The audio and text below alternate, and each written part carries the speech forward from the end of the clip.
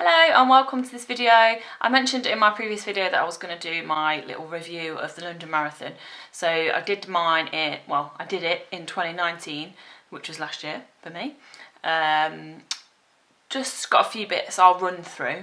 Might be a bit of a long video because there is quite a lot to talk about, but I'll perhaps list different bits because I know when I was doing it, if you're in the stages of doing it now, of training for it now, there was so much I didn't know about because I'd never done it before. So I'll perhaps put down below like which times I'm going to talk about different things, so you can just skip it if you're not interested in hearing all the rest. So if I just start off with talking about why I signed up for it. So obviously I'd done the half marathon in 2017. I had actually applied to do the London Marathon in 2017, I think, but I didn't get a spot because I just applied through the ballot. So for those who don't know, you can either sign up through a charity. So for example, big charities like Loros or somebody, I think they like pay for reserved spaces in the marathon and then they'll offer them out to people. So if you apply for a big charity, you can get a spot automatically, but they give you a certain target of how much you need to raise. Whereas if you do it through the ballot, you can just do it for anything. You don't even have to do it for a charity, I don't think. But it's obviously a lot less chance that you'll get a spot because so many people apply. So I did it for my sister's charity, which is a charity that supports disabled children. So it gives equipment to children that can't walk or need aid walking, just any equipment that people may need, because it is very expensive. And obviously because I didn't have a goal that I had to raise, I set my own. So I gave myself a target of £1,000, which I thought was massive. Didn't think I was going to get there, and I'll put at the end how much I raised. So I just signed up through, my sister had set the charity up on a website called My Donate, which doesn't run anymore, it's shut down. So I just had to go on there and it automatically linked it through to the charity's account, so anything that I raised would go into there. So all you have to do to apply, you literally, I think they open the ballot for about a week, so you just have to go onto the website and enter all your details in. And I think you do it not long after the marathons happen, so it's in April, so it's around April, May, beginning of May time that you have to apply for it. I think it is April, it's a couple of days after it's finished, but then you don't find out till October, so it's such a long wait. So for me, I found out in October 2018 that I'd got a space, which I'd done another half marathon in the October. So I don't know if everyone got this, but when I didn't get in 2017, I got a letter through saying I hadn't got in. So then I got another pack through, and I was like, oh, I haven't got in, but I did. So I just got a letter through saying I'd been successful, but then you have to go on, I think you have to go on and confirm that you want the space, and then it's official. If you don't do that, you haven't got your space. And you get like a London Marathon magazine and things like that, and then that's all you get then until nearer the time. So I did mine straight away, so I didn't lose it, and I was so excited. I remember being so happy that I'd got in. It's a bit of an anticlimax after that though, because you obviously have to wait for so long. But because I'd done the half marathon in the October, you'd think I'd just carry on training after that till the April, but I didn't. So my half marathon was on October the 14th, and I don't think I ran it then again until January at all. Really clever move. I basically took Christmas as a last chance to binge, which I did, and then as soon as the new year hit, I started training again. So I was quite fortunate in the fact that Lou had a treadmill at home. So in the cold, freezing months of January and February where I was really unfit and I really didn't want to go outside, I could just run on the treadmill, so it was really helpful. And on the days, this is a good tip by the way, on the days when you can't be bothered, I used to just say to myself, I'll just walk on the treadmill, and then as soon as I'm on it, I just run. Like, you don't want to walk, so that's a good tip for you. So I think I started off just doing short runs to get my fitness back up.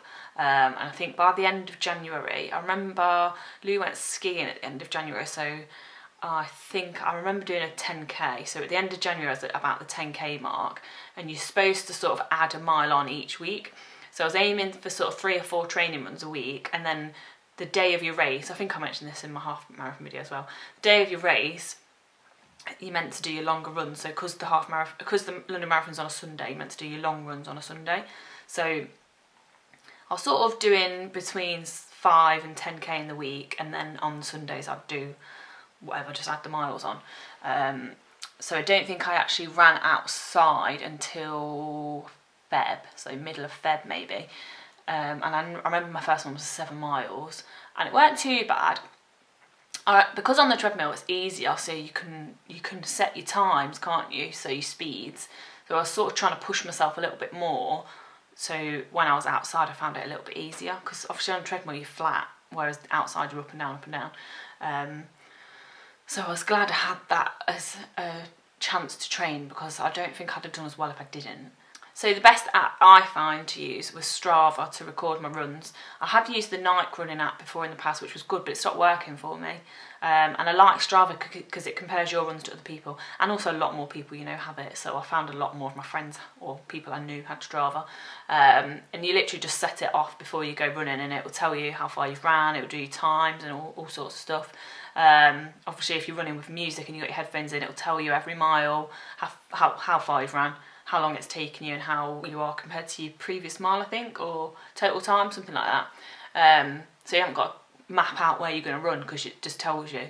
Although I'm pretty good at planning out distances, so the days when I was doing like half marathons or 15 miles, I'd almost pretty much be at home by the time it got to that distance, and I hadn't planned it. So but yeah, it's a good little tool to use, really. It's really easy to use, and you can pay subscriptions towards it if you want more out of it, or the free version's fine. I use the free version for the whole training, so yeah, it's fine. So I think my longest training run was 19 miles in the end. So I think it was right at the start of April. I'd aimed to do a 20 mile. So I think I'd gone from 10, I did a 10 mile one, then a weekend after that I did 11, then I did half marathon, then I did 15, then I skipped and did 17, and then I was going to do 20, and that was going to be my last long run, because you're meant to sort of give yourself 3 weeks before the actual marathon to let your body heal, and you're only supposed to do shorter runs. So my last one was going to be the 20 mile, and there was something not right. I wasn't feeling great. I just couldn't run. I don't know what it was.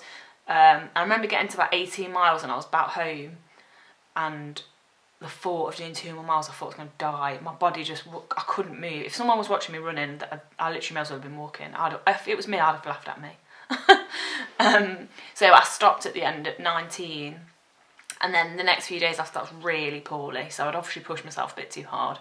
It started off, because obviously around the Sunday. Monday I felt a little bit poorly. Tuesday, when you're a bit ill and you're just moaning and everyone's like, shut up. And then by the Wednesday, I went to work and had to come home, because I was if you'd have seen me, I looked like an ogre, let's say. I went in and I got sent home within 10 minutes of being there, and then I didn't go back to work till the Monday after, and I was still poorly. So I think I sort of gave myself 2 weeks of nothing, and then I only had 3 weeks before the actual marathon, so I was just doing really short runs, which is what you're meant to do anyway. But I was a bit worried then, because I hadn't kept it up, if you know what I mean. I know it'd only been like a week or two, but you panic a little bit. But luckily I knew quite a lot of people that had done this sort of thing before, so they reassured me. So in terms of food, I was quite disciplined to myself. I didn't have pretty much no alcohol whatsoever from January till the marathon, so 4 solid months of no alcohol. Apart from I did go on a Hendo, so that doesn't count. Food wise, to be honest, obviously you've got to try and eat healthy, but you can pretty much eat whatever the hell you like, because you're running that much. Obviously all the carbs, so great for me, because I love them. Before my long training runs, this is what I found worked best for me. It's whatever works best for you. I personally, I know some people can eat and then half an hour later go for a run. Well, I can't do that. So I used to get up at about 7:30, 8, and I'd have toast, just toast, not much butter on, because you're not meant to have much fat before, so pretty much just almost plain toast, which I know that's not nice, but you never know. And then I think it was about 40 minutes before I'd actually go out, I'd have a banana, because I can digest that quickly. And then whilst I was out, I got this, I should have got it, I'll show you a picture. I've got this running belt that had 2 little like flasks in it, so I used to fill that up with High Five powder drinks, which is basically just got like glucose in it, so it's good for you whilst you're training. And then I had like a little bum bag on it. I look really cool out wearing this, don't get me wrong. And in that, I either used to take the energy sweets that you can buy, or like jelly babies and things like that. I used to take Vaseline because my lips used to get very dry, and then obviously like house key and my phone used to go in there and stuff. So that's goodbye actually, because I've used bum bags and things before, but I don't know if it's because this one was a little bit heavier that it worked a lot better for me. It's a pain in the arse having to have something around your bloody waist, but there's no other way of doing it I didn't find. Like, I would not have been able to run like 15 miles with a bottle in my hand because it would have driven me insane. So yeah, that's before, and then after, I'd always try and have something ready so that I could just eat it as soon as I got in, because a lot of the time when you've done really long runs, you do feel sick quite quickly, and I was in so much pain.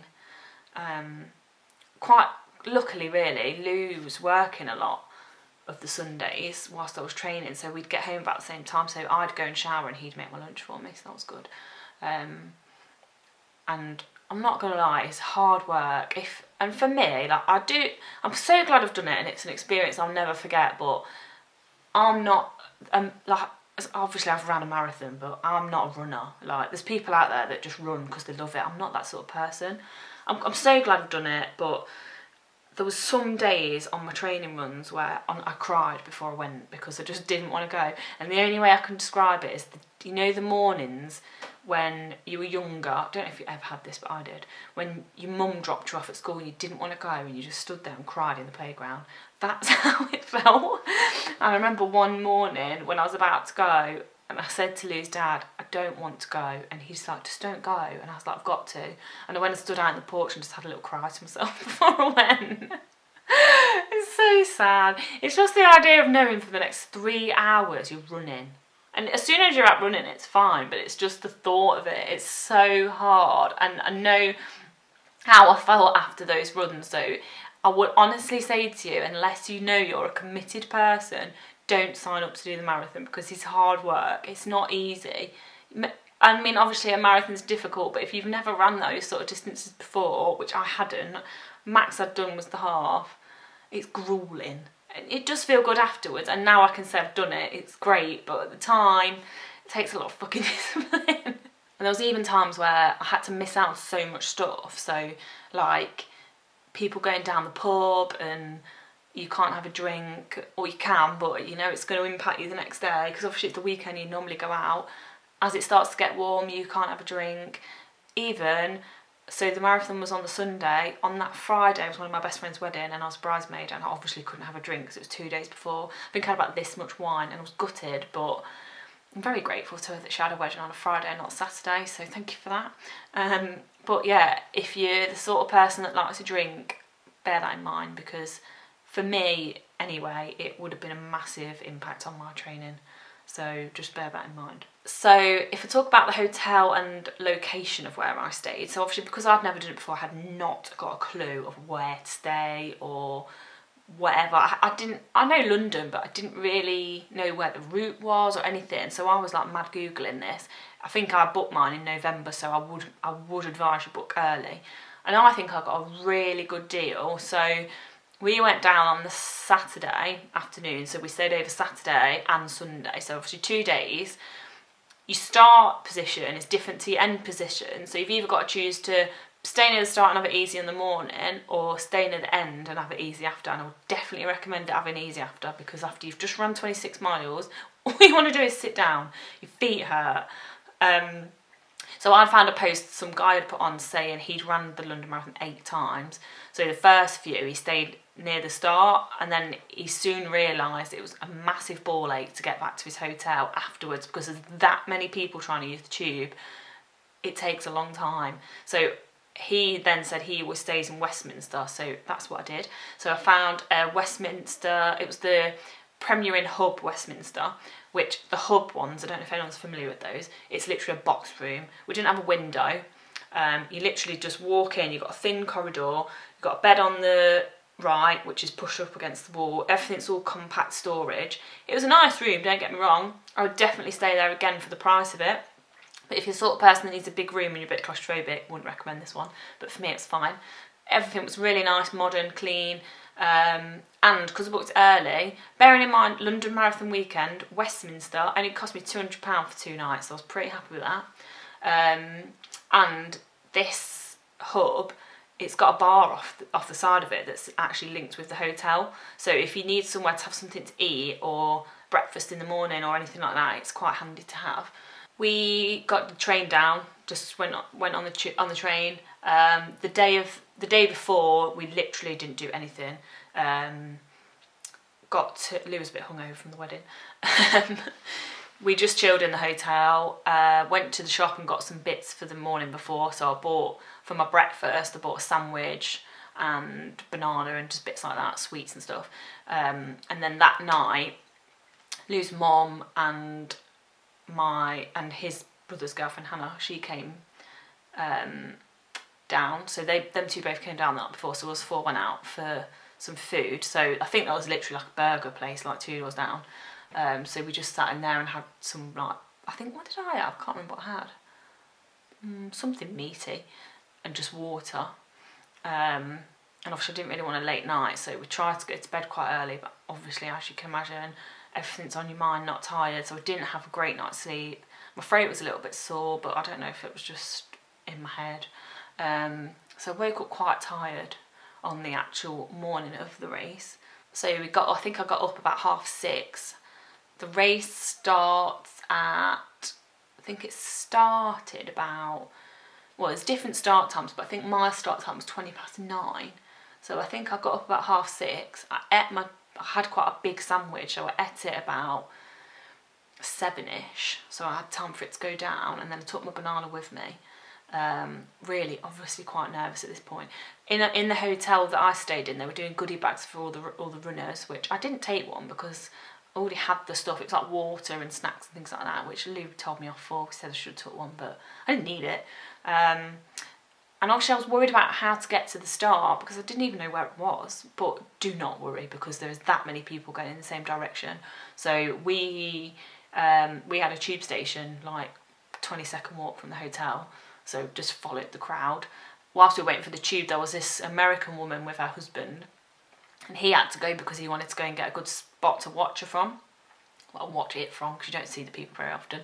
So she stayed with us because she said she'd done marathons before but never London. And we didn't know where we were going either, but honestly it's so easy, you just follow everybody.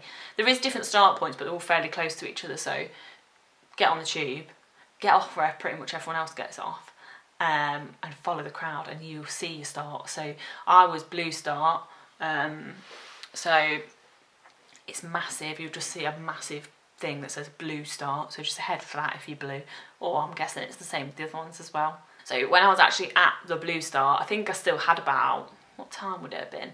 I probably still had about an hour or so before I had to get into my slot. So once you've gone through your start, you're on your own because nobody can come in with you.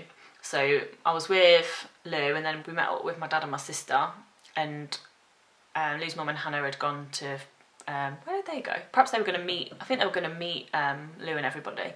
So I had a cup of tea because it was quite cold in the morning. I had a cup of tea to warm myself up. And then I had in my bag, they give you like, oh, there's one thing I've massively forgot to mention. A few days before the marathon, I think it's the week before, you have to go down to London and register.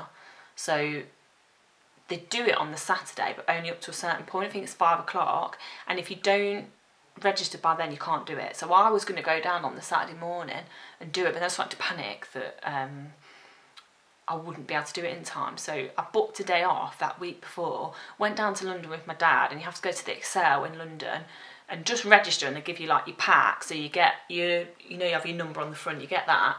You get tags that you have to put on your trainers, so that means that people can track you as you're running. So every time you go for a mile mark, they'll see where you are.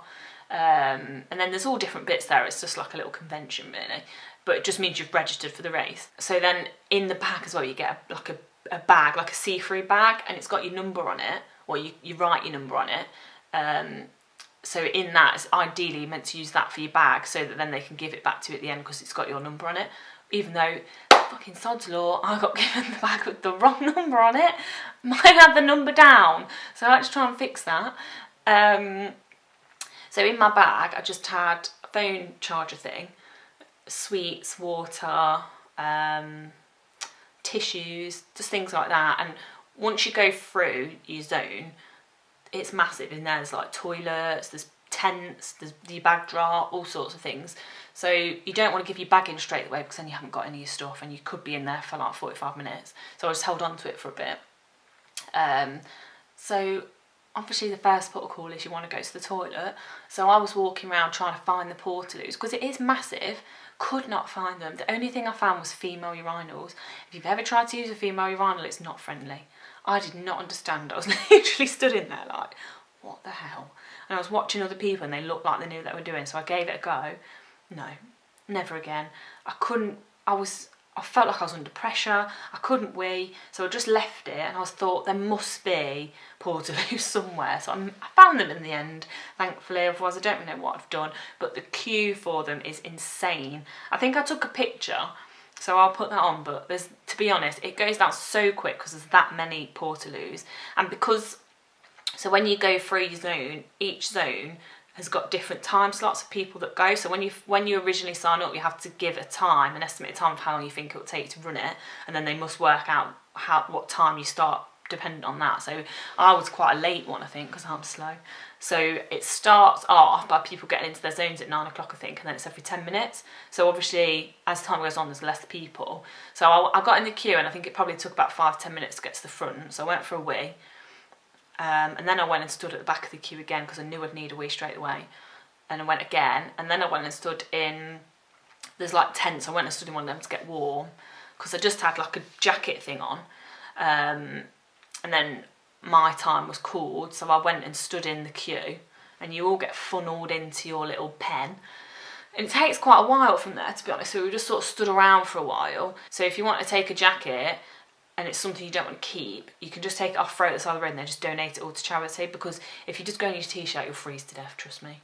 Unless you're one of these weirdos that never gets cold, but I'm always cold. So also there's portaloos along the thing as well, so whilst you're waiting you can still go to the toilet, so I did. It's always worth it. So it probably takes about 5 or 10 minutes to funnel down to the start, and it's such a good atmosphere when you're getting down there. It's weird because it's so quiet whilst you're waiting to go, because it's just you, the people waiting, there's no crowd or anything. And then as you obviously get further to the start line, you start hearing people, so it gets really exciting.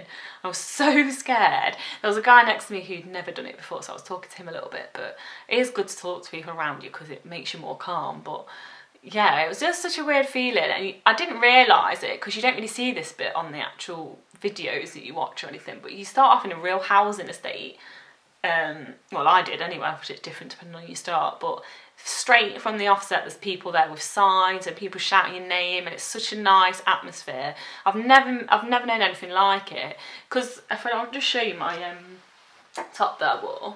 So obviously it's got my name, that's not the back, that's the back. So it's just got my name and then the charity information, and then the same on the front, so people can see it quite big. And I will just point out, my friends bought this for me, so I was so happy about that, because it's so expensive and they all put so much money towards it. So I'm so grateful to them, because I absolutely loved it. I was so sad that I wasn't going to have a proper running top, and then they forked out for me, so I was so grateful for that. Because you've got your name on the front, everyone's shouting you straight away, so the whole thing, constantly people shouting your name. I've never known anything like it. I've literally never heard my name that many times in my life. Yeah, atmosphere is incredible. I think unless you've been there and seen it, even if you don't want to run the London Marathon, I'd recommend you go and watch it, because it is such a good atmosphere. So to be honest, the actual race itself is a bit of a blur, because it goes slow, but at the end you're like, wow, have I just done that? Like, it's strange. And as every mile, so because I had people there supporting me, I was looking out for them, because I had no idea where they were going to be, so I was proper looking out for them. I didn't think they'd be there like too near the start, so after I got to perhaps 9-10 miles, I was really looking out for them, and I couldn't see them, but it makes the time go quick because you're constantly looking for them. And I think they were based at about 17 miles in the end, so that made that go really quickly. And just even like going around the like markers that you see on telly, like going across the bridge and Cutty Sark and things like that, it's so good. It just, I don't know, it makes you really excited. And obviously it did get really tough towards the end. I think I got to about 17-18 miles when I was really struggling, and I had to start walking a little bit from there. So I remember getting to perhaps about 20 miles and thinking, wow, I've only got 6 miles left. And towards the end, the crowds get a lot bigger. So I think, yeah, 20 miles it got quite big. So I saw everyone at 17 miles, and then I think they were there again about 24, 25. oh God, that last mile is such a slog for me. I tried to tell myself I was going to run the last mile, but it's too hard. When I was running the last little bit, there was a guy, and I remember, I think I'd overtaken him, and then he overtook me about 24 miles-ish, and he was proper giving it to the crowd, like, because it gets quite busy. And then right towards the end, he was on the floor, so he must have hurt himself, like, or passed out or something. I don't know if he got a little bit too excited, but that scared me quite a bit. But I didn't really see anybody else get poorly along the way, so that was good. Obviously, as you're running around, there's cameras, and you see the cameras, so especially as you're going over the bridge and things like that. So every time I saw a camera, I made sure I smiled, and I got on telly, and I'm smiling, so it worked. I'll try and put the little, I don't know if I'll be able to get a clip of it, but I was well happy to be on TV. All the thousands of people, and I was on telly, so I was chuffed with that. So then obviously you get round to the finish line, so oh my God, I cannot describe the feeling to you when you see the word finish. It's amazing. And there's people all along that bit taking proper professional pictures of you. So again, I made sure I smiled. Although there is a hilarious one of me, I'll show you that. Probably the most ugly photo of me that I've ever seen. But it actually sums up the experience of how hard it is. But yeah, such a good feeling, and running through and knowing you can stop and you've done it is amazing. I can't explain it to you, and if I was ever to do it again, that would be the only reason why, so I could feel it and understand that again. So you get through, they have sort of like metal barriers, so you go through and get your medal, they put your medal on you, and then there's photographers, so there's different backdrops, so I had my picture taken, and you can see how happy I am that I finished. Again, I'll show all these pictures. And then once you've done that, you can go through and get your bag back, and then you get your t-shirt and you get a little goodie bag again. So here's the medal. So it looks like that. And then the marathon that I did was where they reached 1 billion people. So all the stuff that I got says thanks a billion and things like that on it. So the t-shirt looks like this. It's just blue. It's a really good quality t-shirt actually, so it looks like that. And then it says thanks a billion on the back. The medal's quite a heavy medal actually, I'm quite happy with that. And then again, yeah, that says thanks a billion on it as well. So yeah, I got my bag back, and I had to explain to them the situation that the number was different and things like that, but it was fine, they let me have it. And then you get your goodie bag, so obviously at this point I'm starving. Even though you get the bits on the way around, but it's mainly things like, so you get like Lucozade, like little Lucozade pods. There's Lucozade, a lot of Lucozade drinks towards the end. It's not really at the start, but it's much towards the end. And things like that, but because you've had so much sugar, it makes your mouth go funny. So towards the end where there was a lot of Lucozade, I was just having water to try and freshen my mouth up, because it was making me feel quite sick. But yeah, when I got through, so I think you get things like, I know I had an apple. I remember there's like these big concrete blocks, so I remember sitting down eating an apple, and there was this other woman next to me, and we were just having a little chat about how much our feet hurt. And then I had this app on my phone where people can track where you are. So I had everybody who was there on this app, and I looked at it, and it said they were all at different locations, so that was great. I put the picture on that. So I remember I rang Lou, and I was walking to meet him, and there's different letters you can stand under, so I think they were stood under like letter E or something. And I'd obviously gone mental at this point, because I was walking down to get out of the little finish bit. I remember just laughing my head off at how much everyone was walking like a zombie because their feet were hurting. I was probably just chuckling to myself, lunatic. People must have thought I was mental. And I tried to sneak up on everybody, but they saw me. And my feet, I can't describe how much my feet were absolutely killing me. So as soon as I got to them, I sat on the ground, and I just had to have a rest. And then we all got up and made our way back to the hotel, which I'm very glad now I did stay at the end, because it was such a short walk. And luckily, this is another tip, because we had the bar off the hotel, they weren't letting people in unless you stayed at the hotel. So I think a lot of the other bars are like this, so they let us in straight away. But Lou's mum and Hannah left because they had to get the train. So it was just me, Lou, my dad and my sister went in. Luckily got a table within like 2 minutes because people got up and left. So I had my first alcoholic drink. So I got a free glass of Prosecco because I'd done the marathon, and then Lou got me a beer. So had those, but I didn't finish it because I didn't want it. I felt sick. It was nice to have a few sips, but I didn't want it. So my sister and my dad didn't stay too long, maybe about half an hour, and then they left. So me and Lou ordered a takeaway. and got that delivered. So we waited for that to come, and then we went upstairs and we bought, I think Lou bought some bottles of beer from behind the bar to have. So we literally had like pizza, we had chicken, chips, we had loads, didn't eat it all. I think I went to bed, well I went to sleep about 9 o'clock, so I was absolutely shattered. And then I woke up again at about 3 o'clock in the morning, starving. So I just sat up and ate pizza at 3 o'clock in the morning because I was so hungry. So yeah, good tip there, make sure you've got food in the hotel for the middle of the night because you probably will starve. So then the next morning, didn't feel very well because I hadn't slept too much, and obviously body is absolutely knackered. So we checked out, I think we checked out the hotel about 11, and our train wasn't until about, well no, maybe we went down earlier, we might have gone down about 9.